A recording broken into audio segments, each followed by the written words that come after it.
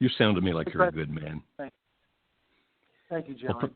I Okay. love what you do, too.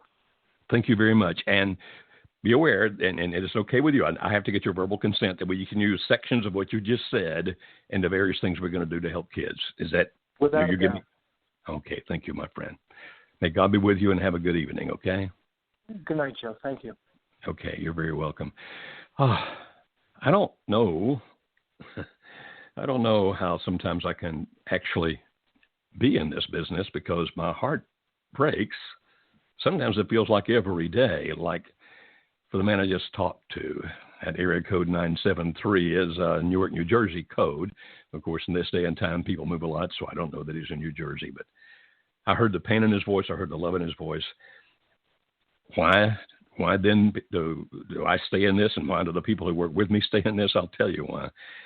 Because that man loves his kids, and he wasn't equipped. And so we're going to do our best with the experts that we're working with and putting together the teams that we're pulling from everywhere to help parents, to help people just like him be a better blessing to his own children and help heal some of that pain from his past.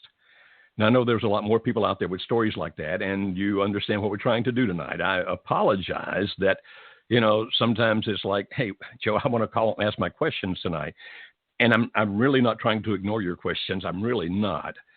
But this is so important and crucial to us right now that I'll ask again. If you call, I'm asking people to call me tonight and tell the story about how your parents' problems affected you then and how it affects you now.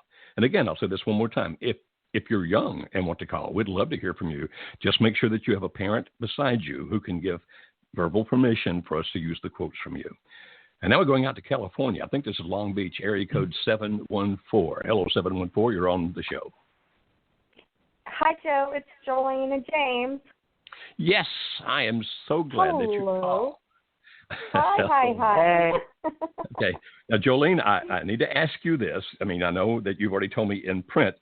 For those listening, Jolene and James both talked to me a few weeks ago.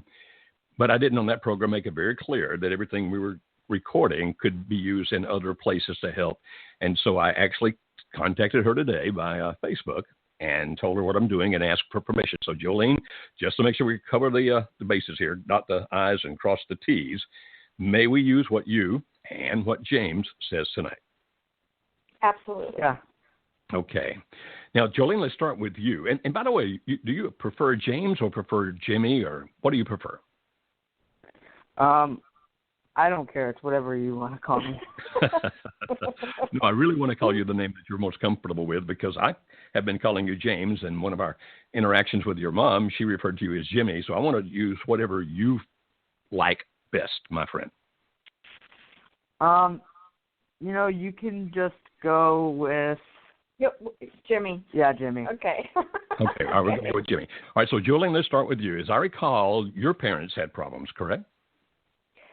Yes. Okay. My parents were married about 10 years. I was about 10 years old, and they split up.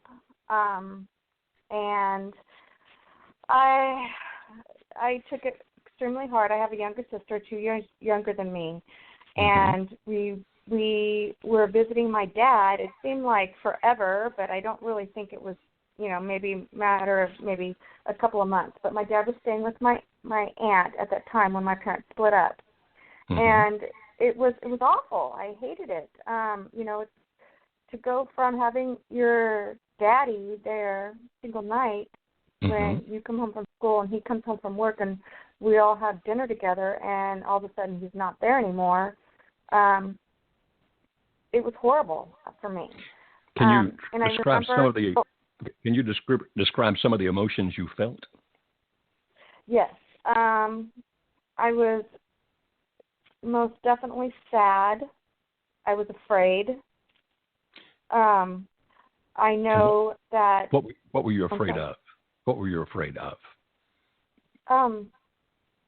I was afraid of losing my family. I was afraid of not having my dad there, because I can't speak for boys, and I'm sure it's the same, but like for little girls, I feel having your dad there in your life every single day, every moment of your day is so important. I mean, even at 49 years old, yes, I just said how old I am. Even at 49 years old, I still want to like crawl up on my daddy's lap sometimes and just say, Daddy, take care of me, hold me. So I was scared. I was afraid of not having my dad there. I was afraid of my family not being, my comfort and my security. And I was only 10 years old, and I will say, from my parents' sake, my mom never really talked bad about my dad at all. So that was a good thing. And my dad didn't talk bad about my mom, but my dad was super sad. Like, he would cry right in front of me and my sister at the drop of a hat.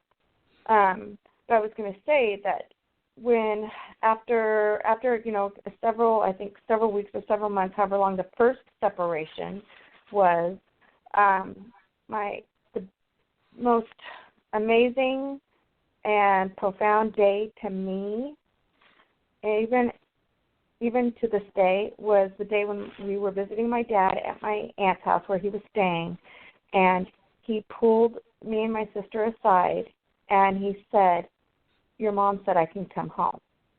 And again, I was 10 years old. And I'm 49 now, and that truly was the most amazing, happiest moment of my entire life. However, we, went on with our family. My dad came back home. We were together again for a period of time. And then there was, my mom, for whatever reason, decided that she just didn't want to be with my dad anymore. And then it became permanent. And, my dad had to basically leave because my mom pretty much kicked him out. And not to say that my dad wasn't a weak man. It just was, he was afraid to fight because my dad's a lover, not a hater. So, because of his softness, it allowed for my mom to have what she desired, which was to be not with him anymore. Okay. And go ahead. Yes. So how does that affect you today?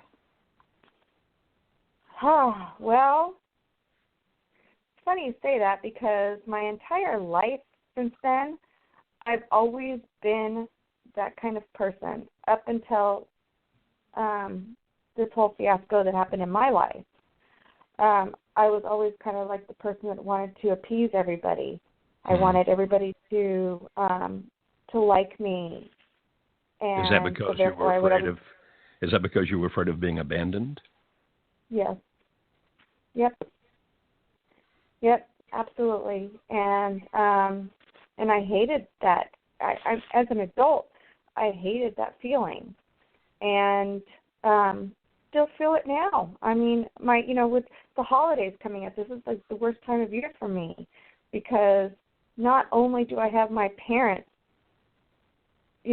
separated, living in different cities, and I have to figure out how I'm going to accommodate both of them without hurting either one of without hurting their feelings.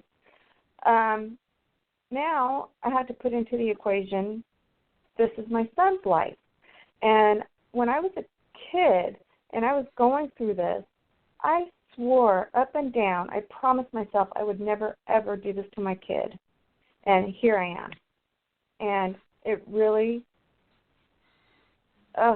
it torments me, to be honest with you, because he's going to have to face this for the rest of his adult life.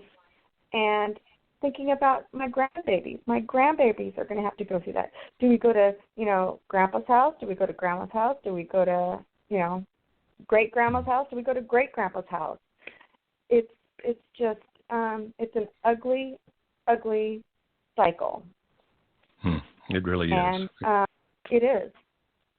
And I wish there was something I can do to stop it. Because it's not right. I'm sorry? I didn't hear. I said I wish there was something I can do to stop it because it's not right. Oh, well, I know that you have tried really hard. And, for those who are listening, Jolene has been in our online program for a while, and so I've gotten to know a little about her. I'm telling you that this fine lady, and she is a fine, fine woman, has done many, many things to do the right thing.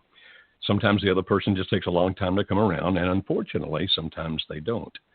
But I'm telling you that I'm proud of you, and because of my faith, I truly believe that good things will come to you and to Jimmy because you both have been so strong in doing what's right. So is it okay now if I switch over and ask Jimmy some questions? Oh, totally. Yes, absolutely. Okay, Jimmy, Hey. tell everybody how old you are, young man. I'm 13 years old. 15 years old. Okay, and Yes, 13. I'm sorry? 13. 13? Yeah. Okay. See, the problem you have is you're 13 and have great ears. I'm not 13 and I don't have great ears, so I apologize, Jimmy. I don't hear as well as I should. Okay. So I know that your dad has left. Can you tell us, and I know that you don't want to throw your dad under the bus, and I'm not asking you to do that at all, but can you tell us a little bit about what's going on with your dad? Yeah. Currently, right now, it looks like, I don't want to say this, but it looks like it's kind of going into his favor currently. And what does that mean? But with attorney stuff and the divorce. Okay, so he is in the process of divorcing your mother. Is he involved with somebody else? Yes. Okay. Now, can you tell us how this is affecting you?